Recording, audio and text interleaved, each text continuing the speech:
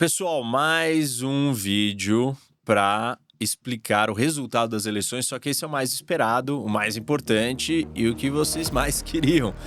Eu tenho que falar com vocês sobre o impacto geopolítico, o que representa a eleição do Trump e como que isso vai afetar a geopolítica do mundo.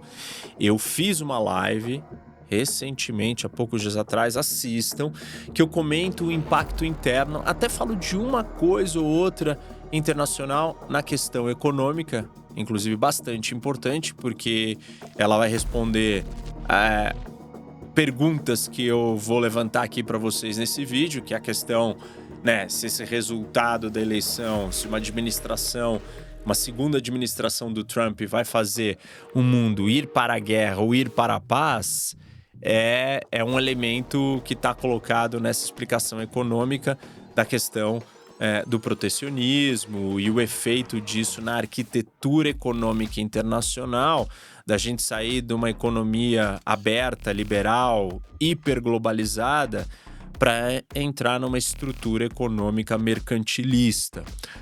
Eu falo um pouco disso na live, então eu não vou entrar tanto nesse elemento econômico. Aqui eu tenho que falar do efeito direto nas principais regiões de conflito e no combate ou no enfrentamento ao eixo das ditaduras China, Rússia, Irã, Coreia do Norte e Venezuela, e como que o Trump vai lidar com esse grupo de países, com o eixo das ditaduras e, ao mesmo tempo, com seus projetos ambiciosos nas 3 regiões aí mais importantes, ou 4 locais de tensão, palcos de tensão do mundo hoje. Então, vou falar bastante sobre isso, mas focando nesses 4. Fazer uma pausa no vídeo antes, pessoal, para falar do nosso patrocinador e parceiro, a Insider, que produz, dentre muitas coisas, né, a Tech T-shirt, essa camiseta que eu estou usando, que eu adoro, uso em todos os momentos, para diferentes atividades, para treinar, para dormir, para ficar em casa, para trabalhar, para gravar, para viajar. Ela é muito versátil, tem várias cores, é muito confortável, tecnológica, desamassa no corpo. Uma camiseta básica de qualidade, que dura muito. Eu realmente recomendo, cai muito bem, assim, nossa, é a camiseta e tem várias cores, mas não tem só a Tech T-shirt, tem roupa masculina, feminina. Se você não conhece, dá uma olhada no site e aproveita. Se você já conhece também, aproveita, porque agora é o mês do Black Friday e os descontos são muito grandes. Então, chegam até 40%.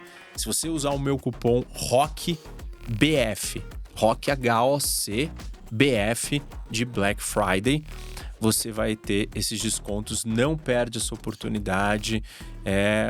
Você pode até começar a comprar presentes para o final do ano na Black Friday. ROCBF, usa o meu cupom HOCBF, vai no site da Insider e vamos voltar para a análise geopolítica do mundo na era Trump.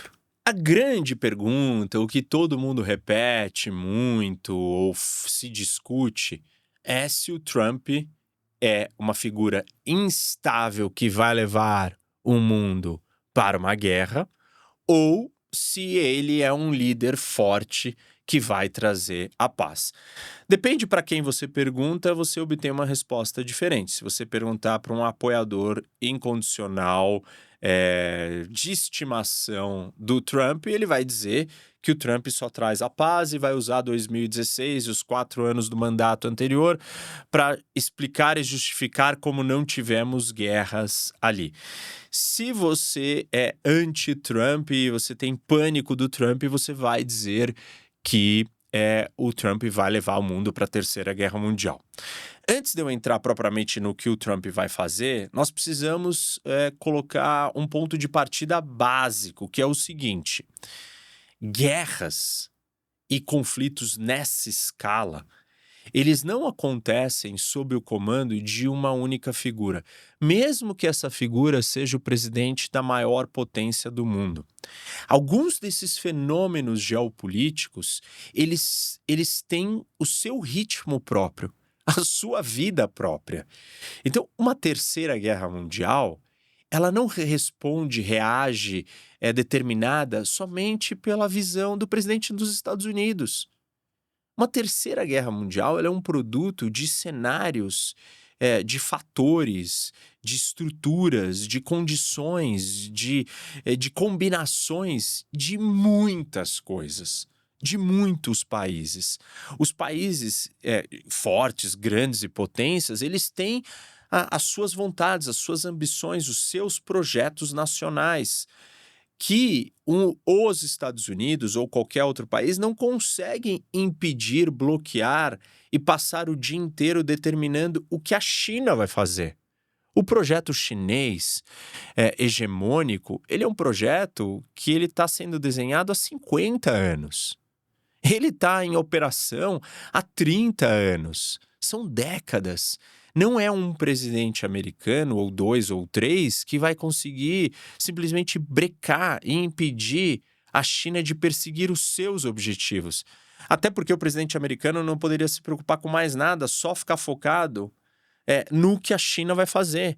E ele não vai fazer só isso, porque não existe só a China no mundo. Existe a Rússia, existe o Irã, existe a Coreia do Norte, existe a Venezuela, existe a França, o Reino Unido, o Brasil. Existem milhões, né? Milhões não, mas existem centenas de países. E aí você tem que focar em muitos deles e nenhum país do mundo tem esse poder de controlar o que cada outro país vai fazer. E os países são autônomos, independentes, buscam poder e buscam conseguir o que eles querem. Ou seja, eles vão continuar seguindo os seus caminhos. Ainda mais ditaduras autocráticas que têm líderes no poder que estão lá um tempão e continuarão um tempão. São dinastias. No caso da Coreia do Norte, é uma dinastia. E o projeto da Coreia do Norte, ele vem em várias gerações. Nenhum presidente americano conseguiu impedir ou evitar que a Coreia do Norte conseguisse ter a bomba atômica. E por que nenhum presidente conseguiu?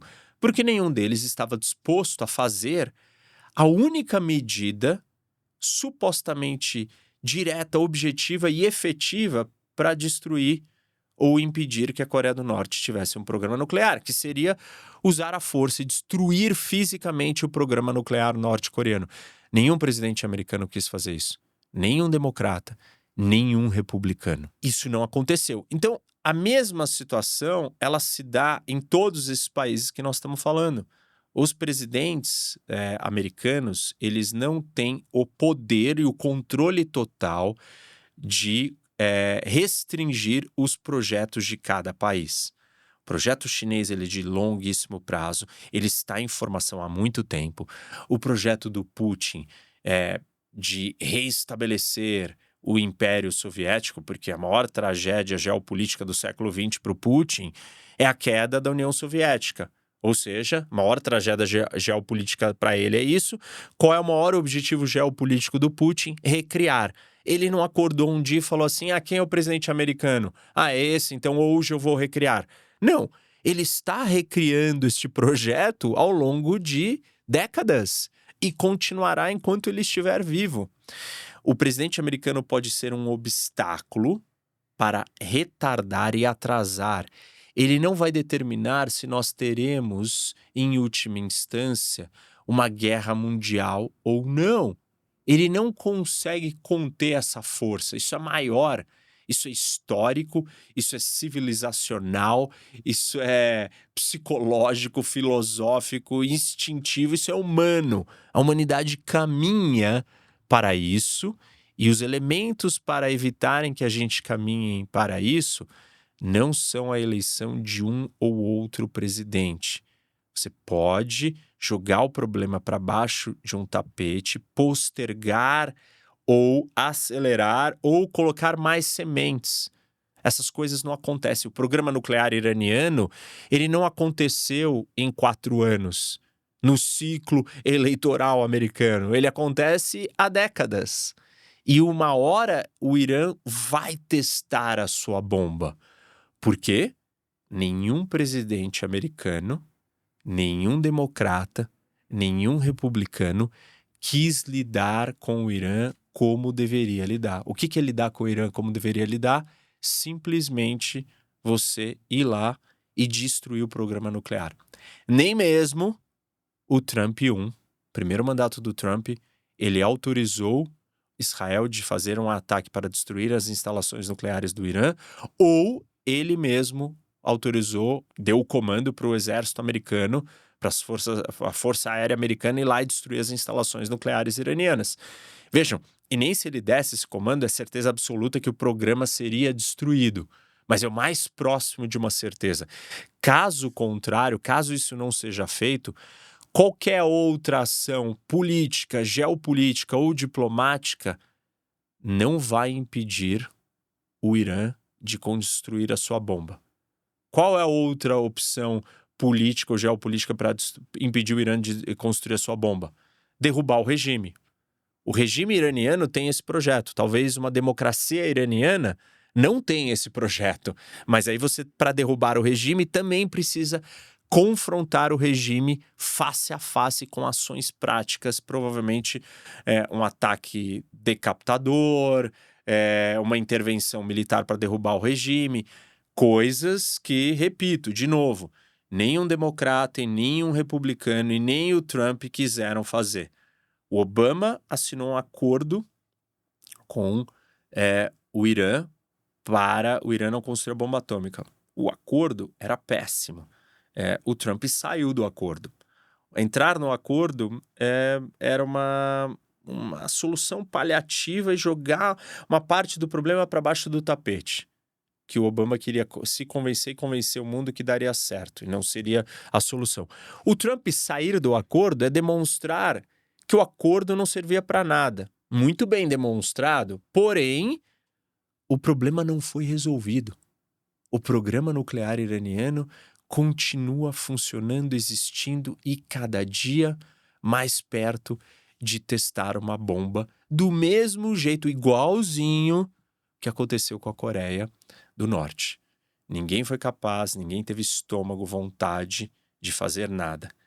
Neste sentido, vocês precisam entender que tem limitações do que um presidente americano pode fazer, a não ser, repito, que ele esteja disposto a tomar ações muito duras e contundentes. Só assim você vai alterar as decisões e o comportamento de certos países como esses do eixo das ditaduras.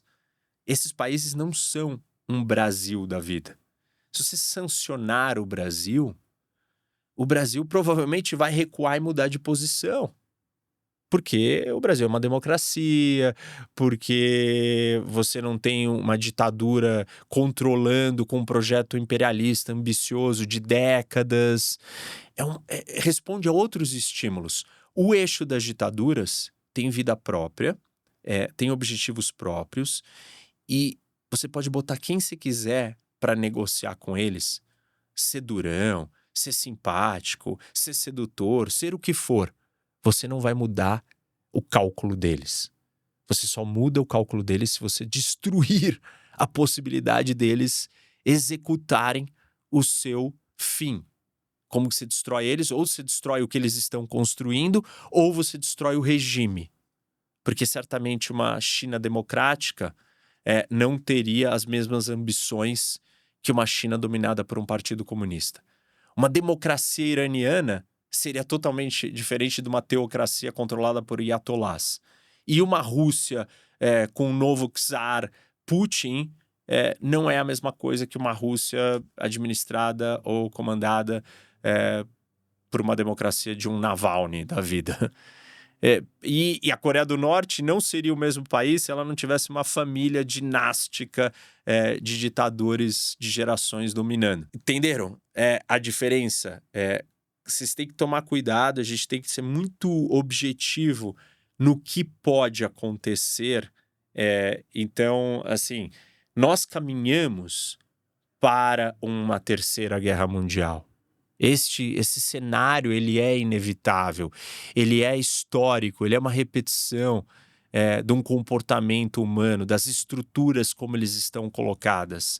Não são 4 anos de um jeito ou de outro que vão impedir o fim disso. Se vocês entenderam essa parte, a gente pode entrar na análise pontual agora do que o Trump pode fazer pela guerra ou pela paz. O que eu mostrei aqui para vocês é que existem coisas que correm em paralelo, independente do que ele está fazendo. As coisas geopoliticamente têm os seus outros atores, as suas outras forças. E qualquer consideração ou análise sobre o mundo com o Trump precisa levar, precisa computar os elementos que não são os que o Trump domina. Ele só domina de novo se ele estiver disposto a fazer coisas bem duras, que parece que ele não está. Vejam, então vocês entenderam que a guerra, ela tem a sua força própria porque ela traz muitos outros fatores. E a paz? Aí, eu preciso fazer uma distinção de como se alcança a paz. E eu posso dizer que existem 3 maneiras para você chegar na paz. Você simplesmente se curva. Alguém vem com agressividade para cima de você, e você fala, não vamos brigar. O que você quer? Eu te dou tudo o que você quiser. Então você se submete, você se curva, você se ajoelha àquele que quer alguma coisa. E aí não tem briga, não tem por que ter briga, eu não vou brigar. O que você quer? Eu cedo. Esse é um caminho para a paz. É um caminho que a gente tem que considerar dentro das hipóteses do que o Trump leva. Depois eu vou entrar em todas as hipóteses dentro dessas 3 modos de se chegar à paz.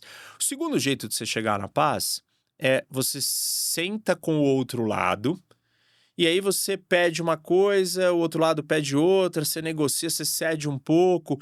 Existe uma troca mútua em busca de um consenso, porque a gente entende que a briga não é bom para os dois e os dois preferem a paz e os dois chegam em um acordo mutuamente negociado.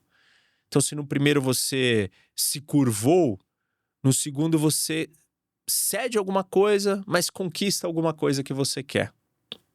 E no terceiro, então esse é o segundo. E o terceiro, você simplesmente conquista a paz porque você vence o seu rival, o seu inimigo. Você domina ele. A guerra leva à paz.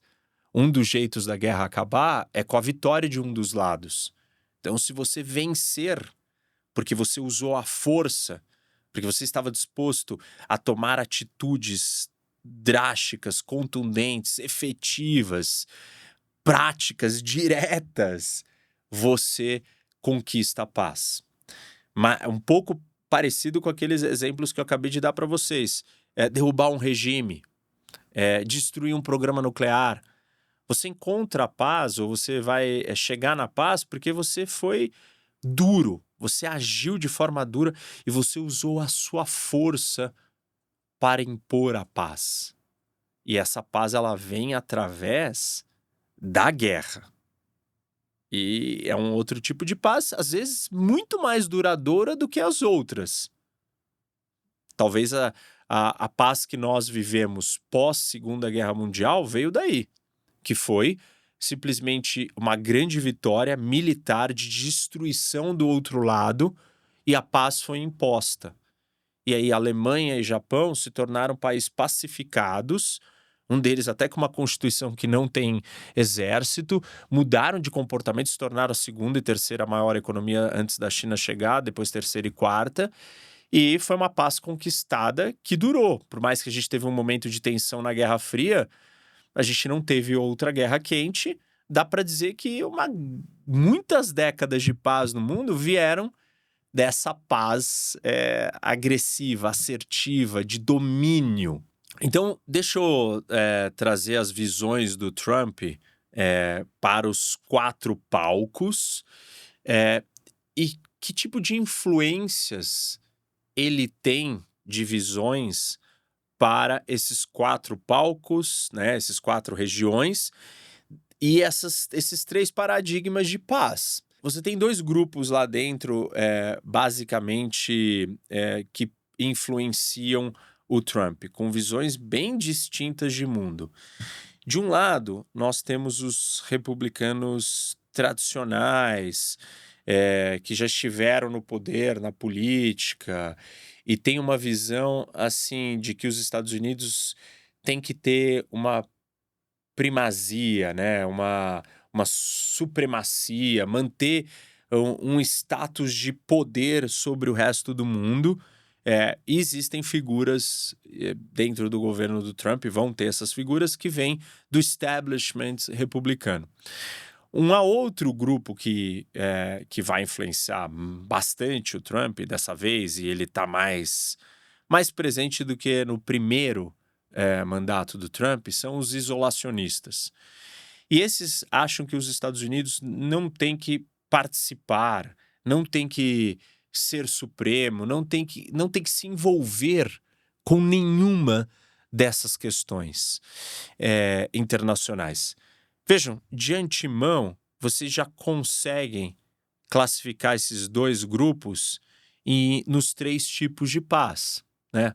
Por exemplo, o isolacionista, ele não tem, por teoria, né, por lógica do que, como ele se define e onde ele quer se posicionar, ele não tem estômago proativo de ir lá e falar: eu vou iniciar uma guerra para derrubar o regime iraniano. Por quê? Ele é isolacionista. Ele não quer iniciar esse movimento. Ele não quer se envolver na guerra da Ucrânia, ele não quer se envolver em Taiwan, ele não quer lidar com a Coreia do Sul e a Coreia do Norte.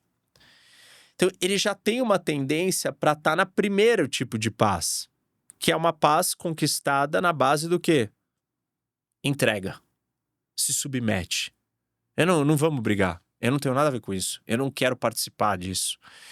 Já os outros republicanos tradicionais, eles vão transitar entre a segundo e o terceiro tipo de paz. O segundo por quê?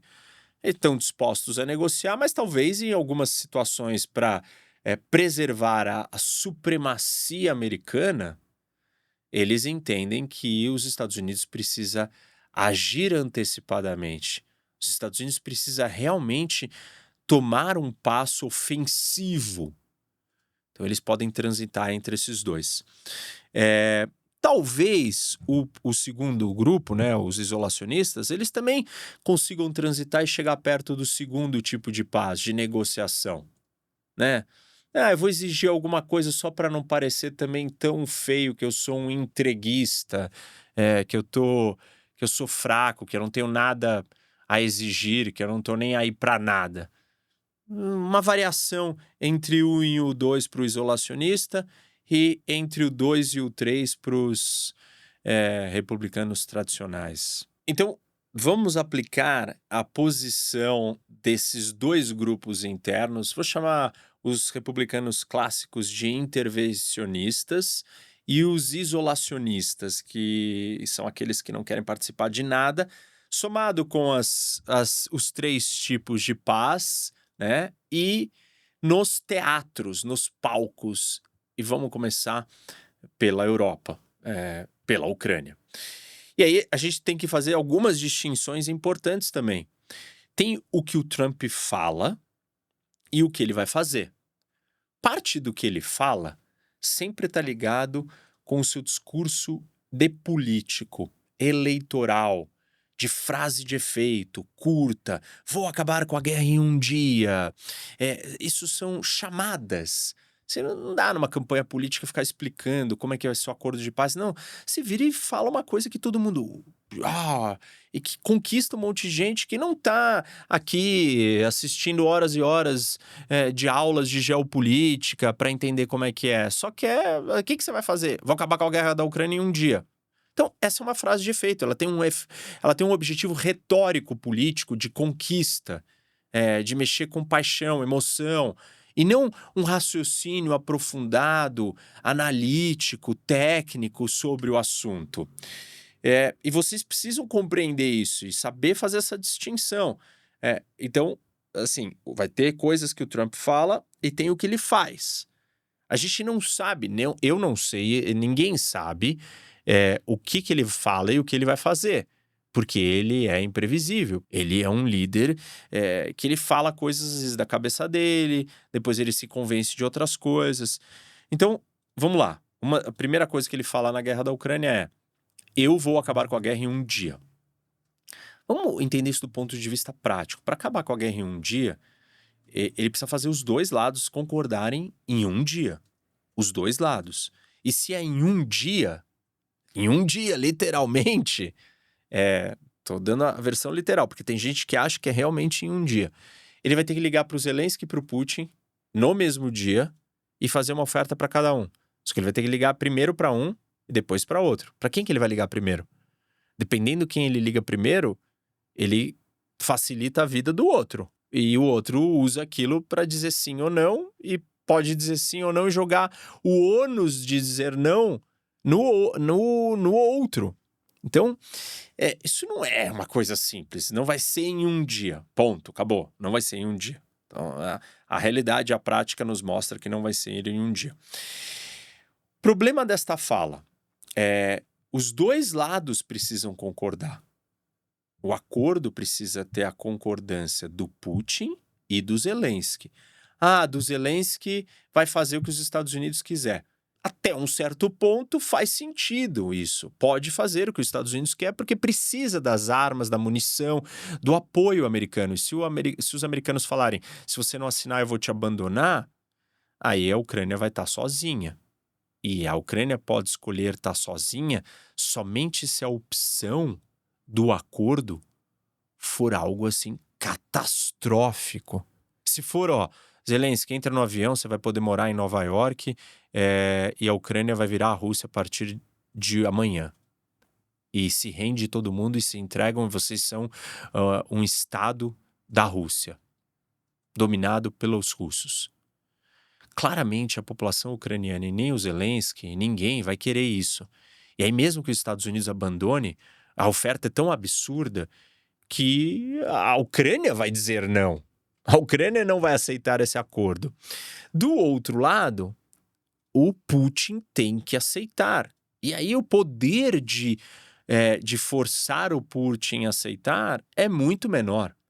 Que tipo de barganha os Estados Unidos têm para dar para a Rússia, que a Rússia está disposta a mudar o seu curso do seu projeto? Eu não vou ter mais sanções. Desculpa. Os russos já, assim, olharam e falaram: eu não quero mais nem ter nenhum laço econômico com vocês. Isso não vai mudar minha vida. E tem outro ponto. O cálculo do Putin e do Zelensky também ele vai ser condizente com o que está acontecendo na guerra, na hora, neste momento. E neste momento, o Putin e a Rússia têm conseguido vitórias e têm avançado. Por que o Putin vai aceitar um acordo se ele está numa posição de alta, de crescimento, de avanço? Por que ele vai aceitar um acordo que limita ele se ele acha que ele está ganhando e vai conquistar tudo? Então ele não tem um incentivo para aceitar, a não ser que se ofereça a Ucrânia inteira. E aí ele não precisa lutar, então tá bom. Mas se ele acha que ele tá ganhando e vai ganhar, ele não tem por que aceitar qualquer acordo. E ele vai exigir um acordo maior. Um acordo maior, a Ucrânia não vai querer aceitar. Não é por um acaso que não se fez esse acordo até hoje. Porque a zona de acordo é muito difícil. Vamos supor que o acordo, então, seja a Rússia ficar com todos os territórios que ela já ocupa da Ucrânia, e a Ucrânia fica com o resto, devolve o território que ela está ocupando russo, e aí a próxima parte da discussão é: entra na OTAN, não entra na OTAN? Se os Estados Unidos falar a Ucrânia não vai entrar na OTAN e nós não vamos ajudar, aí talvez a Ucrânia não aceite esse acordo. Não faz sentido, né? Agora, se os Estados Unidos aceitar uma posição que olha, a Rússia fica com os territórios ucranianos, a Ucrânia entrega o território da Rússia e a Ucrânia, não vou dizer que a Ucrânia não vai entrar na OTAN. Não vou dizer nem que vai entrar, nem que não vai entrar, mas não vou garantir que ela não vai entrar. E vou manter alguma ajuda à Ucrânia. Talvez exista a zona de acordo aí. E aí, os Estados Unidos estariam, no caso da Ucrânia, se esse for o modelo do acordo, oferecendo o seguinte cenário: paz número 2. Qual é o número 2? Eu te dou alguma coisa, você me dá alguma outra. Qual que é a paz número 1 para esse caso? Entrega a Ucrânia inteira, Zelensky, para a Rússia. Esse é um jeito de ter paz, acabou a guerra. Mas aí você precisa combinar, não com os russos, mas com os ucranianos. E do mesmo jeito que do outro lado você vai ter que combinar com os russos, dependendo se o Putin achar que ele está ganhando. O que não parece que nós temos de opção é, no caso da Ucrânia, você continuar dando mais arma ou partindo para uma ofensiva ainda maior contra a Rússia. Isso até agora não está posto. Porém, tudo é possível com o Trump. Por quê? Porque se ele tentar fazer um acordo, imagina que o Trump propõe um acordo e o Zelensky aceite e o Putin não. Aí o Trump vai olhar e falar assim, pô, mas eu falei que eu ia assinar um acordo em um dia e o Putin não aceitou? Por que o Putin não aceitou? Porque o Putin está numa posição de barganha melhor, porque ele está ganhando a guerra? Eu vou fazer o Putin ficar numa posição de desvantagem para ele ganhar a guerra. Como é que eu faço o Putin ficar numa posição de desvantagem? Deixa eu dar algumas armas a mais para a Ucrânia e liberar ela de usar as armas de um jeito que o Biden não liberou. O que tem gente dizendo dentro do governo do Zelensky que aposta em talvez um presidente como o Trump, imprevisível, é de que, de repente, a sorte pode virar para o lado da Ucrânia. E realmente esse cenário pode existir e tem gente lá dentro que está falando isso. Porque não adianta mais apostar no Biden, que nos ajuda, porém nos coloca um monte de travas e entraves que impedem da gente usar essa ajuda de modo realmente efetivo. Quais são as travas e entraves? Que você use as armas para atacar a Rússia, limitações de como que a Ucrânia vai usar a ajuda militar americana. Então, essa é uma coisa.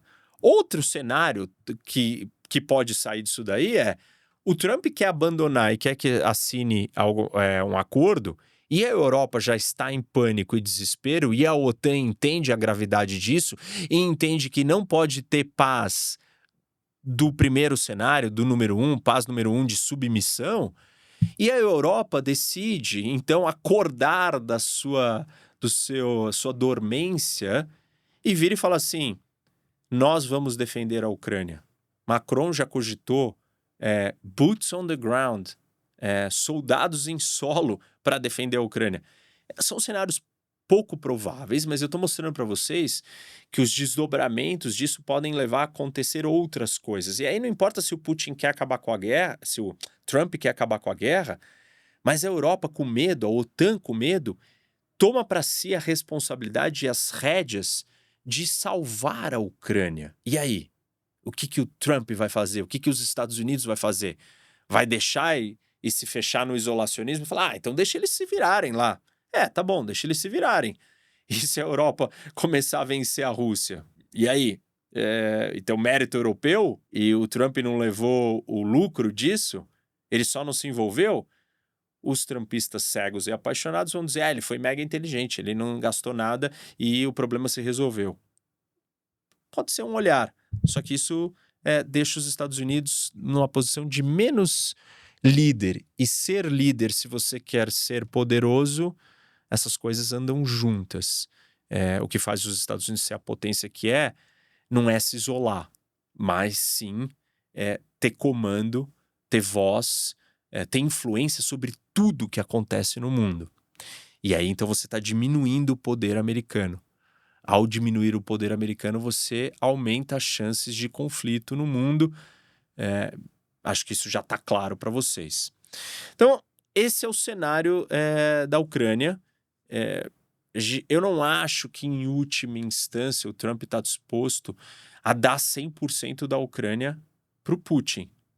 Porque isso também não vai pegar bem no histórico dele de presidente. A Ucrânia foi entregue para a Rússia e perdeu a guerra quando o Trump era presidente. E as consequências disso não são só na Ucrânia.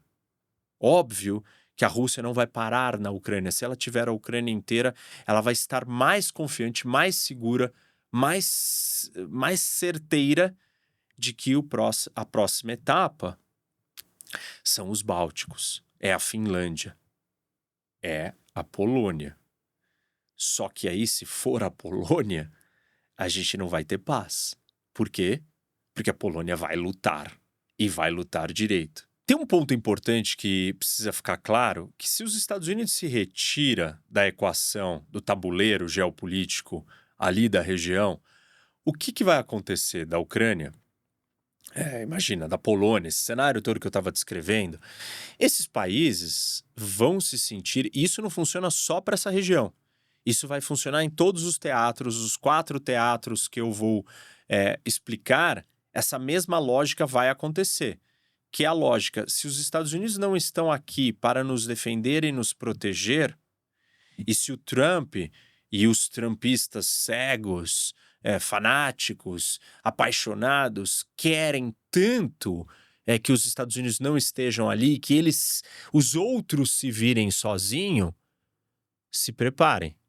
Porque os outros se virarem sozinhos significa o seguinte, que eles vão construir as suas próprias armas de defesa e de poder.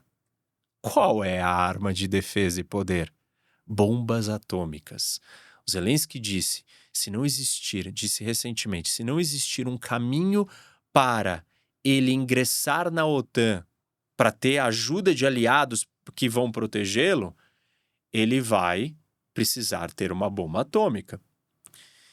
E lembrem-se, existiam bombas atômicas soviéticas na Ucrânia e o Clinton até se arrepende de ter feito o acordo que fez a Ucrânia devolver essas bombas. Vários dos cientistas nucleares eram ucranianos. A Ucrânia tem a maior usina nuclear da Europa, geradora de energia. A Ucrânia tem a tecnologia, tem o conhecimento e pode sim desenvolver uma bomba atômica. Se ela estiver totalmente abandonada pelos Estados Unidos, ela pode entender que ela vai continuar defendendo seu território. Os americanos não querem me ajudar, então eu vou ter a bomba.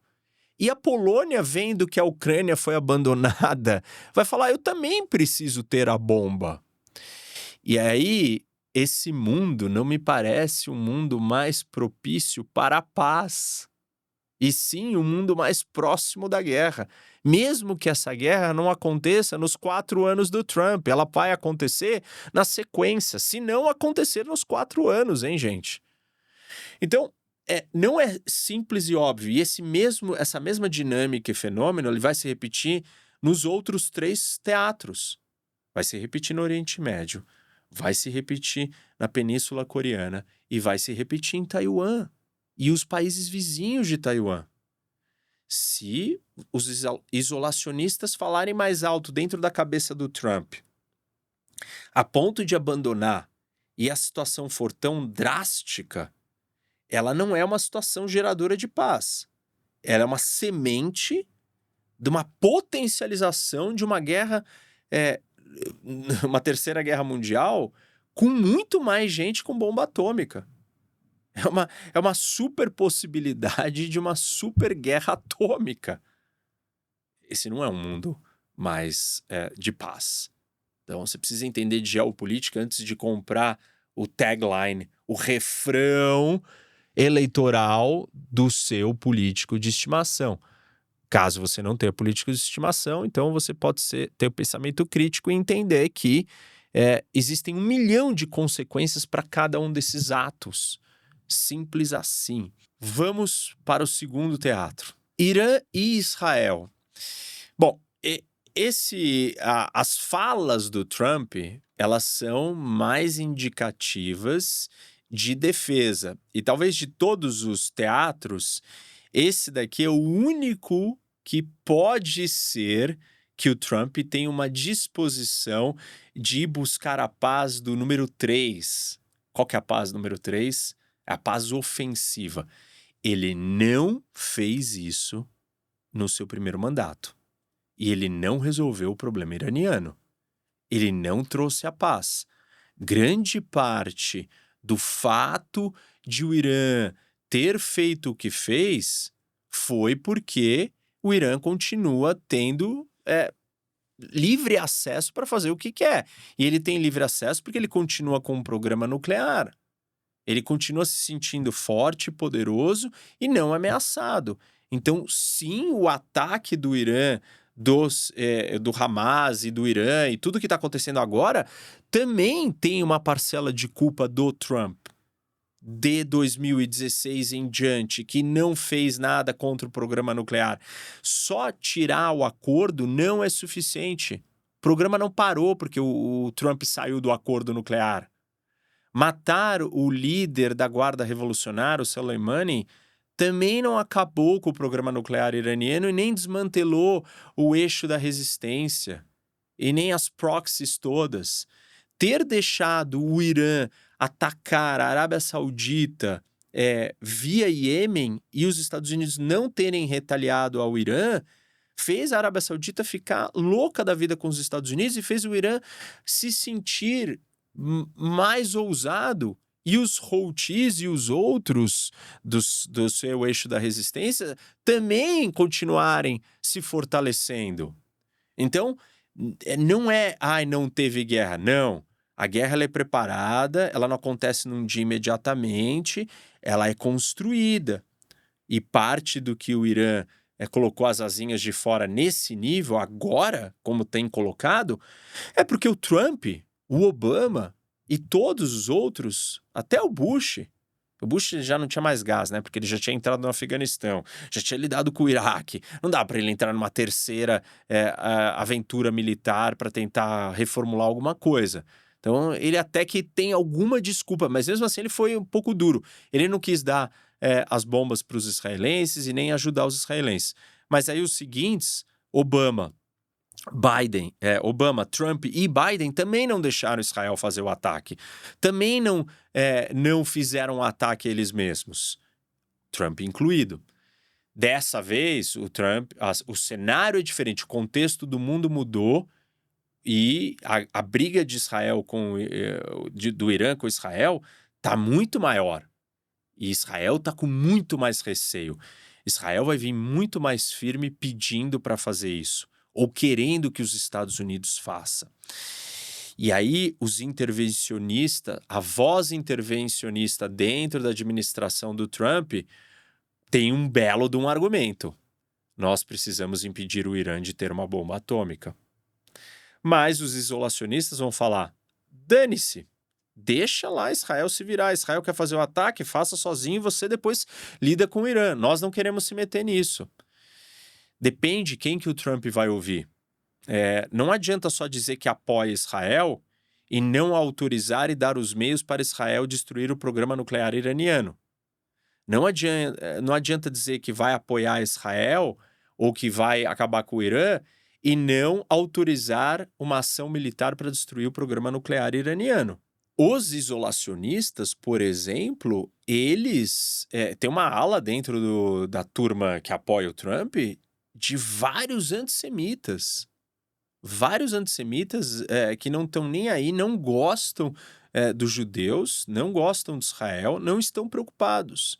E essa ala pode também falar, não autorize, não ajude, não deixe com que Israel faça o ataque ao Irã. E aí, não resolveu o problema. Nesse caso, você não negociou, não se submeteu e não agiu assertivamente para trazer a paz.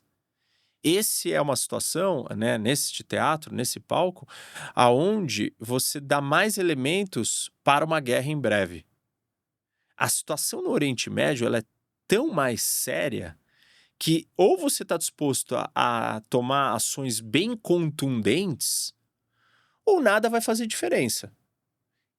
Uma coisa que o Trump pode fazer e deve fazer, e eu acho que vai ser muito positiva, é a extensão dos acordos de Abraão e trazer a Arábia Saudita.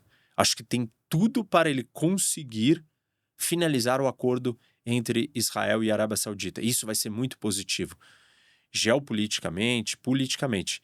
Mas isso não resolve a questão do Irã. Não resolve.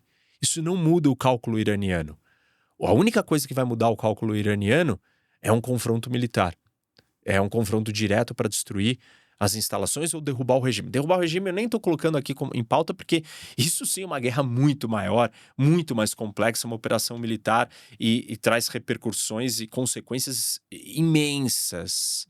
E o Trump está muito longe de querer autorizar algo dessa natureza.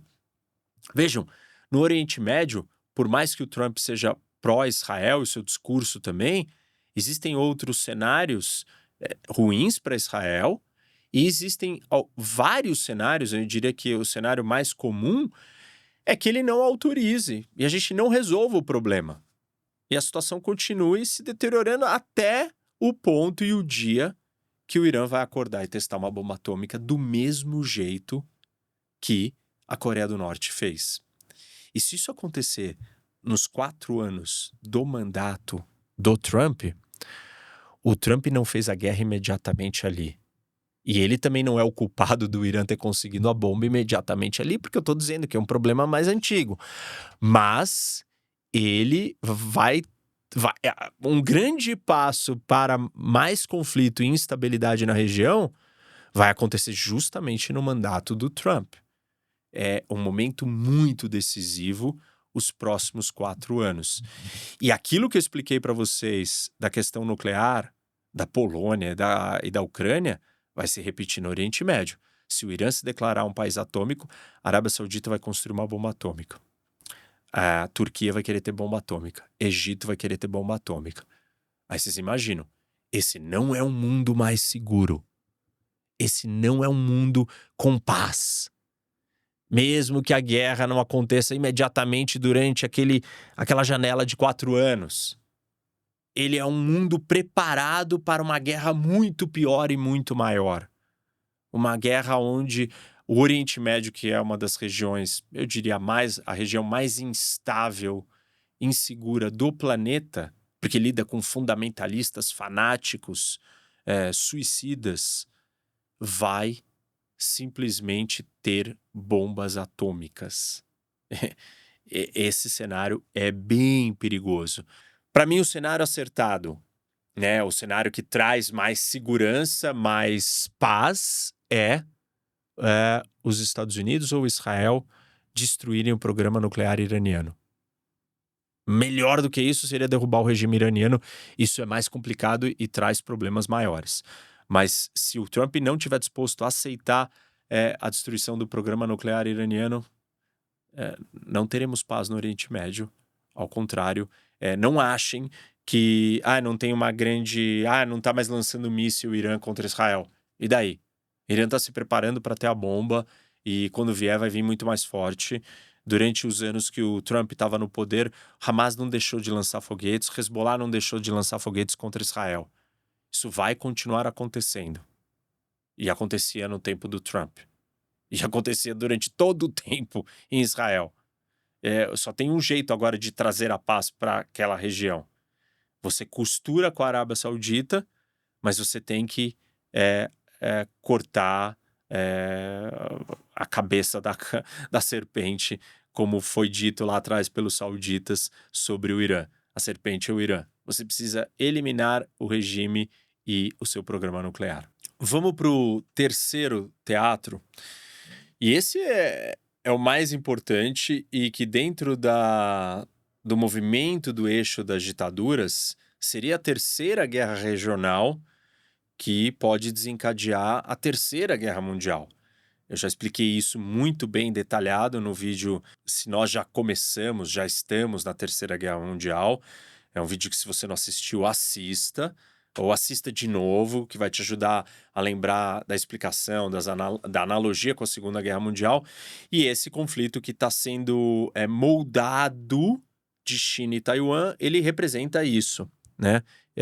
Então, qual que é a posição do Trump sobre a China? Em primeiro lugar, o Trump é o líder americano que decidiu confrontar a China mais duramente do que qualquer outro. E eu entendo que essa é uma posição acertada. O Trump fez isso principalmente na área econômica. E na live da última quinta-feira, que eu falo dos resultados da eleição, eu falo dessa parte e explico que, economicamente, o Trump decidiu fazer isso e o Biden deu continuidade e aumentou. Ou seja, hoje nos Estados Unidos existe um consenso bipartidário de que a China é a grande ameaça. Então, os Estados Unidos precisam ser duro com a China. Economicamente, o Trump tem feito isso muito bem. Só que o contexto do primeiro mandato do Trump, ele girava muito mais em torno da ideia econômica, da ameaça econômica que a China representava. Hoje, com o surgimento, o fortalecimento, a consolidação do eixo das ditaduras, a guerra da Ucrânia, a guerra no Oriente Médio com o Irã, está muito claro, os pronunciamentos do Xi Jinping, está muito claro que não é mais só uma questão econômica. Está se tornando uma questão militar com Taiwan. E aí é nesse sentido que o Trump precisa tomar uma posição diferente em relação ao aspecto militar. E o aspecto militar é sobre Taiwan. E aí nós temos dois jeitos ou duas perspectivas para analisar. A primeira delas é baseado na posição do Trump em relação à questão econômica. Ele tem sido duro, forte e firme contra a China. Então ele vai ser forte e firme. Essa é uma leitura. O problema é que antes da eleição ele fez um pronunciamento, né, uma fala, um comentário, e ele disse que os Estados Unidos não têm obrigação necessariamente de defender Taiwan. E essa fala é muito problemática. Para aqueles que acham que isso vai trazer a paz, estamos então falando da paz da primeira possibilidade, que é o primeiro tipo de paz, que é qual? É a paz de submissão, de entrega, de se ajoelhar. É a paz de eu não vou brigar, dane-se, toma. E essa paz é a visão dos isolacionistas. Nós não temos que defender ninguém, deixe Taiwan. A China quer Taiwan, é uma ilha do lado da China, já é para ser chinesa. Geopoliticamente não é isso e não é assim que funciona. Para você entender a importância de Taiwan, você precisa assistir o vídeo aqui do canal Geopolítica de Taiwan. 2h30 de aula sobre a história de Taiwan, sobre a geopolítica de Taiwan. E aí sim você vai compreender o que significa isso. Se Taiwan é tão relevante, tão importante, os Estados Unidos abandonar Taiwan não é trazer a paz, mas é acelerar o processo para uma guerra que vai vir daqui a pouco. Você pode se livrar de uma guerra imediata ali. Você não se livrou do problema. Por que você não se livrou do problema? O Partido Comunista continua dominando a China. Depois de conquistar Taiwan, a China se tornará muito mais poderosa por várias razões. A primeira delas é geopolítica. E aí você precisa assistir Geopolítica de Taiwan para entender por quê, se você não sabe por quê.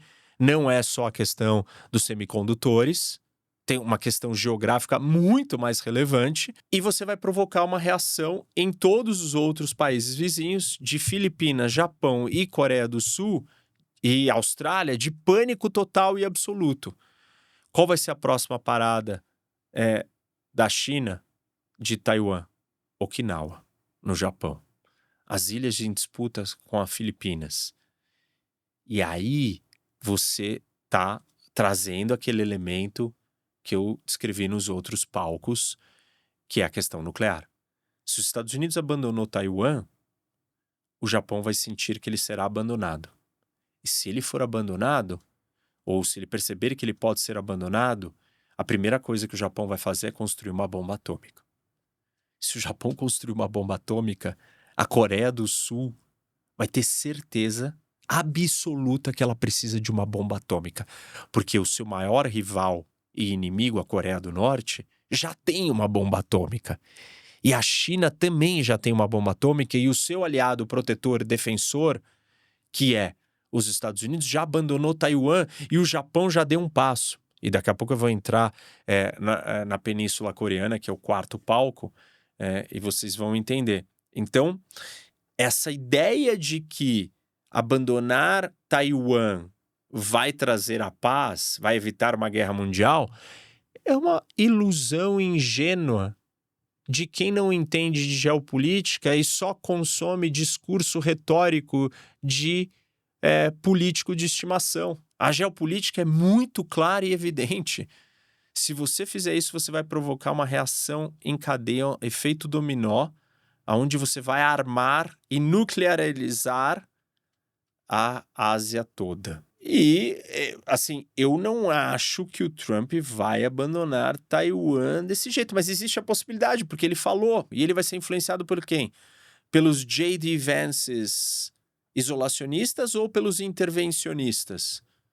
A posição dos intervencionistas nesse cenário é buscar a paz defendendo Taiwan militarmente. Não é que os Estados Unidos têm que iniciar Taiwan ou instigar Taiwan a buscar a sua independência de jure ou formal. A independência já existe. Ela só não está formalizada. E Taiwan quer manter o status quo. Taiwan não quer mais formalizar. E os Estados Unidos não quer que Taiwan formalize. E nem os intervencionistas gostariam de que Taiwan formalizasse, buscasse uma independência formal e fundar um país. Taiwan já é um país. Só não é reconhecido como tal por todos. O reconhecimento como tal provocaria uma ofensiva militar imediata por parte dos chineses. E isso ninguém quer. Agora, o entreguismo de dar Taiwan não é trazer a paz. É fazer a China ficar muito mais forte. Aqueles que acham que isso é só uma ilha que já é chinesa, não entenderam nada de geopolítica. Você precisa voltar alguns vídeos, muitos vídeos aqui no canal e assistir muitas outras coisas e ler mais sobre a história. Então, nesse sentido, a situação com a China não está clara no comportamento no que diz respeito a Taiwan. E ele é um dos mais críticos de todos. Vamos para o quarto palco, então, o quarto teatro, e esse é da Península Coreana. E a gente tem que recapitular a posição do Trump, porque muitos aplaudem e elogiam.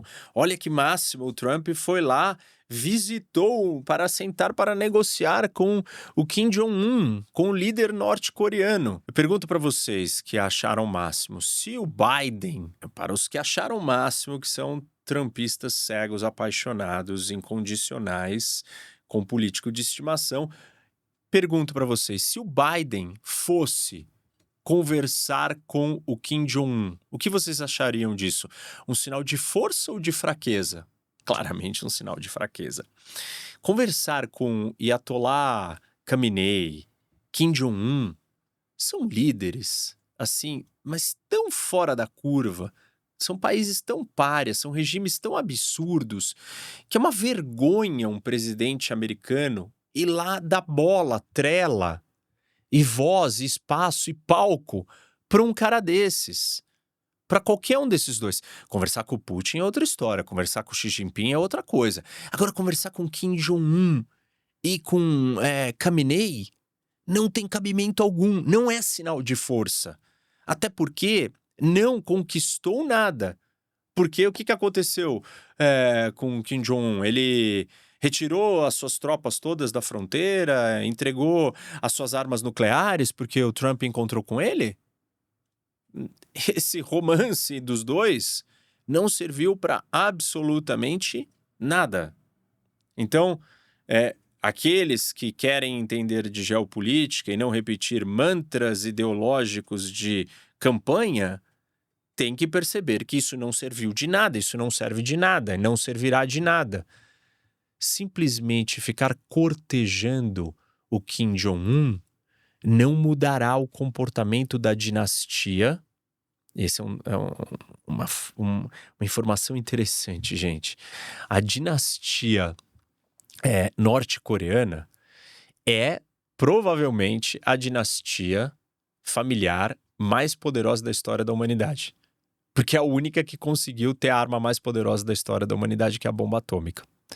Por essa ótica, então, essa é a família mais poderosa da história da humanidade e não adianta você conversar com ela, porque ela não está disposta. É um projeto familiar, dinástico, de gerações, que está sequencialmente.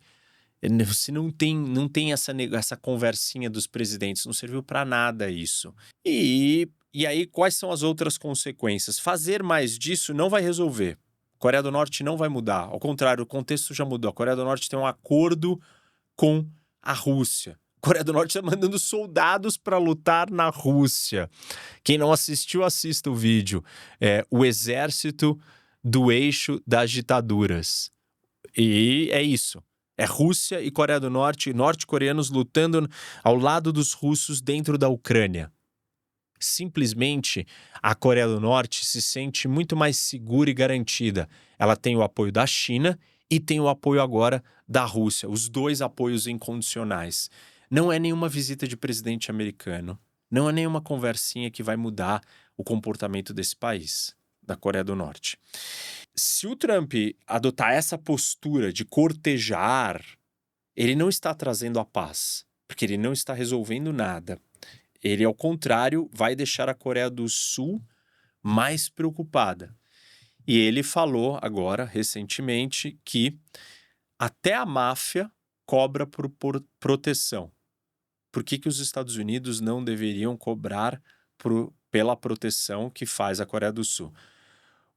A base americana na Coreia do Sul é o lugar onde tem o maior número de soldados americanos fora, numa base fixa, fora do seu país.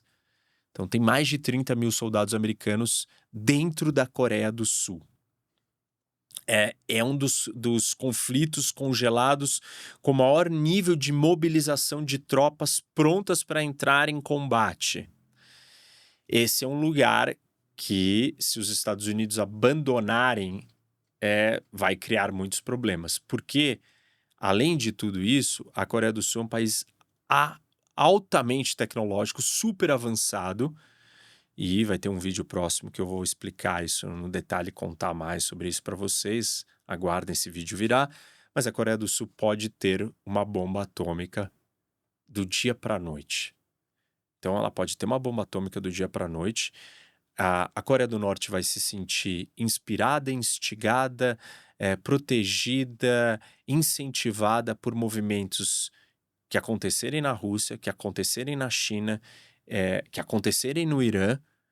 A Coreia do Norte já tem a bomba atômica, ela não precisa se curvar, ela sabe que ninguém vai tentar destruir as suas bombas atômicas, ninguém vai tentar derrubar o regime, não vai, ela já está numa posição de conforto, destaque e segurança muito maior.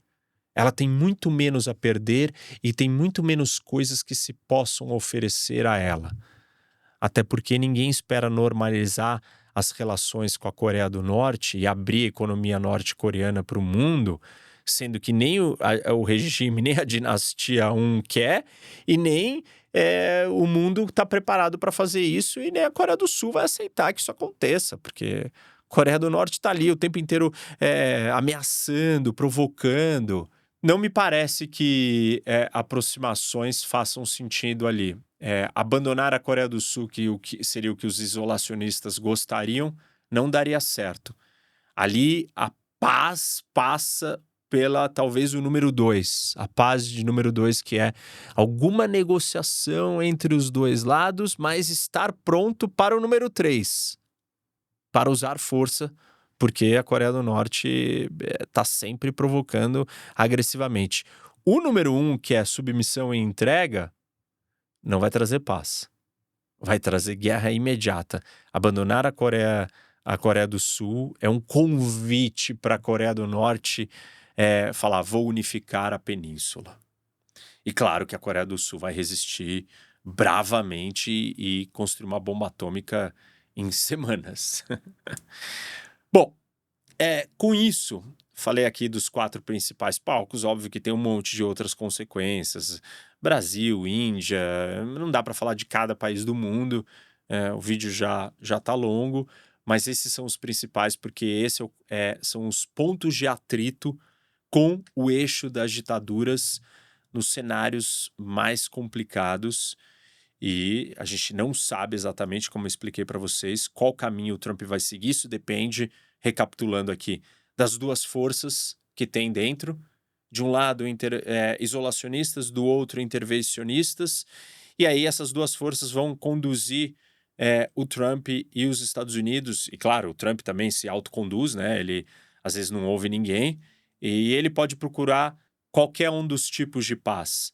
A paz pela primeira via, que é submissão, a segunda via, que é negociação, e a terceira via, que é força e assertividade. E, mesmo que exista tudo isso, ainda assim, o pano de fundo é do movimento geopolítico que anda sozinho, independente dos Estados Unidos, e aí a gente pode ter guerra de qualquer forma. Então, é muito ousado e radical e impreciso dizer o Trump trará a paz para o mundo. A paz ela não é contabilizada entre os anos eleitorais, entre as janelas de mandato de presidente americano. A paz ou a guerra ela é construída em processos históricos e geopolíticos muito mais complexos, longos, sofisticados, e o mundo de 2024, 25 não é o mesmo mundo de 2016, quando o Trump assumiu. E ele não vai colocar o mundo de volta naquele lugar. Já não tem mais volta. Não tem como. Não é porque ele não quer ou porque se ele fizer alguma coisa, ele vai fazer isso. Já não tem mais como isso acontecer, porque esses países já chegaram num certo lugar. Já estão unidos, trabalhando em conjunto. Os 5 do eixo das ditaduras já são uma aliança muito mais sólida. Senão não teria norte-coreano lutando na Ucrânia ao lado da Rússia. É isso, pessoal. Não se esqueçam, sigam o canal, dê like, compartilha e vem conhecer o meu aplicativo, o Rock Academy. Baixa o aplicativo, tem uma área ali para você experimentar, entender como é que funciona, você consegue navegar um pouco e você não pode perder a oportunidade no Black Friday, que nós estamos com uma mega promoção esse mês para a assinatura do aplicativo. É uma assinatura anual, muito barato. Baixa o aplicativo Rock Academy, vai na loja da Apple e na loja do Google, vocês vão gostar. Muito mais cursos, conteúdos exclusivos, aulas especiais, muito mais coisa para você entender tudo isso que eu estou falando, mais aprofundado ainda. Até mais.